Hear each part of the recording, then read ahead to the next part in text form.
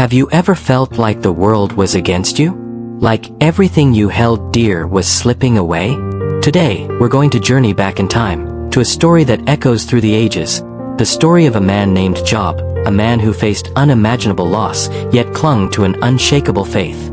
Our story begins in the land of Uz, a prosperous place where lived a man named Job.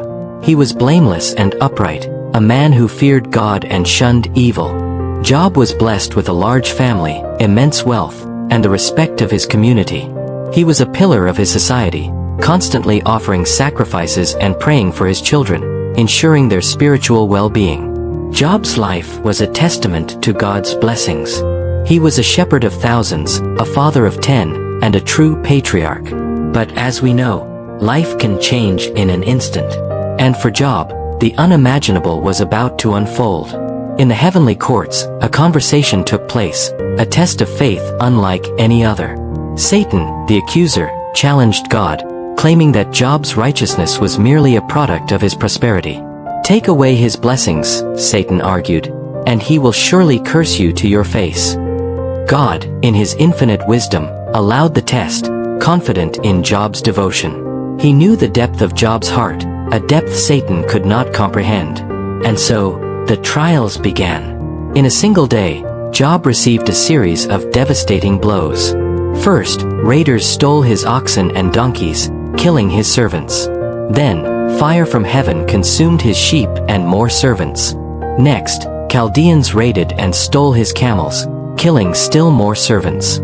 And finally, the most heartbreaking news of all, a great wind collapsed the house where his children were feasting, killing them all. Imagine the despair. Imagine the agony. In a moment, everything Job cherished was gone. His wealth, his livelihood, and most tragically, his beloved children. How would any of us react? Would we rail against God? Would we give in to bitterness? Job's response is a profound lesson for us all.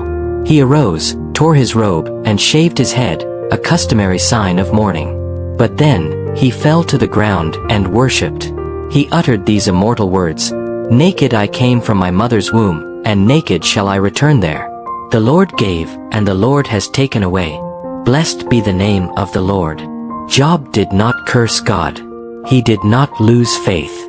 In his deepest sorrow, he acknowledged God's sovereignty, trusting in his divine plan even when he could not understand it. This was not a passive acceptance, but an active act of worship, a testament to a faith forged in the fires of adversity. But the trials were not over. Satan received permission to afflict Job's body, though his life was spared. Job was struck with painful boils from the sole of his foot to the crown of his head. He sat among the ashes, scraping his sores with a potsherd.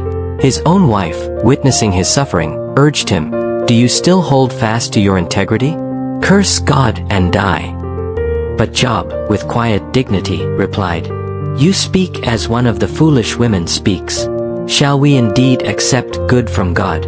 And shall we not accept adversity?" Even in the midst of excruciating physical pain and the misguided advice of his closest companion, Job refused to waver. He understood that true faith isn't about fair-weather blessings. It's about unwavering loyalty in every circumstance. 3 of Job's friends, Eliphaz, Bildad, and Zophar, heard of his troubles and came to console him. They sat with him in silence for 7 days and 7 nights, a gesture of profound empathy. But when they finally spoke, their words, though well-intentioned, only added to Job's suffering. His friends, steeped in the conventional wisdom of their time, believed that Job's suffering must be a punishment for some hidden sin. They urged him to confess, to repent, convinced that God would not inflict such pain without cause. Job, however, maintained his innocence. He wrestled with his suffering, he questioned, he lamented, but he never accused God of injustice. He yearned for an explanation, for a direct encounter with God himself. His faith was not a blind adherence, but a dynamic, honest wrestling with the mysteries of divine providence. Then, from the whirlwind, God himself spoke. He did not offer easy answers or explanations for Job's suffering. Instead, he reminded Job of his immense power, his boundless wisdom, and his sovereignty over all creation. God posed a series of rhetorical questions, highlighting Job's limited understanding compared to the creator of the universe. "Where were you when I laid the foundations of the earth?" God asked. "Can you bind the cluster of the Pleiades, or loose the cords of Orion?" In this divine encounter, Job's perspective was transformed. He realized the vastness of God's plan, a plan far beyond human comprehension.